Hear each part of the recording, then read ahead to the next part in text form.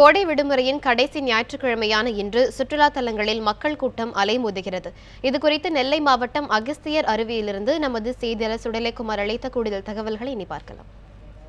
உள்ள பள்ளிகளுக்கு கோடை விடுமுறை முடிந்து இன்னும் ஓரிரு நாட்களில் பள்ளிகள் திறக்க இருக்கின்ற இந்த சூழலில், அதாவது இந்த விடுமுறை நாட்களின் கடைசி ஞாயிற்றுக்கிழமையான இன்றைய தினம் திருநெல்வேலி மாவட்டத்தில் உள்ள அனைத்து சுற்றுலா தலங்களிலும் சுற்றுலா பயணிகளின் கூட்டம் அதிக அளவில் காணப்படுகிறது. குறிப்பாக திருநெல்வேலி மாவட்டம் குற்றாலத்தில் சீசன் துவங்குவதற்கு இன்னும் ஓரிரு நாட்களே உள்ள நிலையில் பிரதான அருவிகளில் தண்ணீர் இல்லாததன் காரணத்தினால் தற்பொழுது திருநெல்வேலி மாவட்டம் பாபநாசம், தலையணை, அகஸ்தியர் அருவி, மணிமுத்தாறு அருவி, சேர்வலாறு, காரையாறு உள்ளிட்ட பகுதிகளில் சுற்றுலா பயணிகள் கூட்டம் அதிக அளவில் காணப்படுகிறது.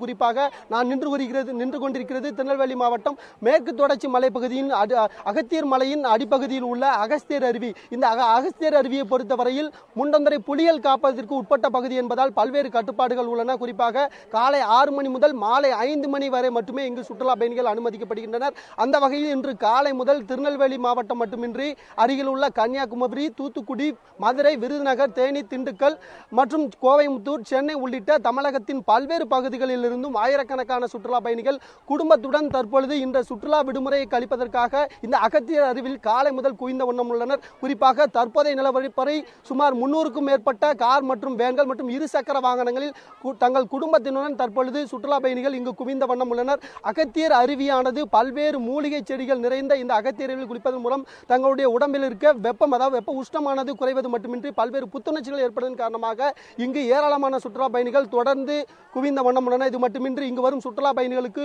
உடை மாற்றும் அறை மற்றும் சாலை வசதி உள்ளிட்ட பல்வேறு வசதிகள் மேம்படுத்த வேண்டும் என்பது சுற்றுலா பயணிகளின் கோரிக்கையாக உள்ளது. மொத்தத்தில் இந்த அதாவது கோடை விடுமுறை கோடை விடுமுறையானது முடியக்கூடிய இன்னும் ஓரிரு நாட்களில் இந்த ஞாயிற்றுக்கிழமையானது மாவட்டத்தில் உள்ள அனைத்து சுற்றுலா தலங்களுமே சுற்றுலா பயணிகள் கூட்டம் அதிக அளவில் காணப்படுகிறது.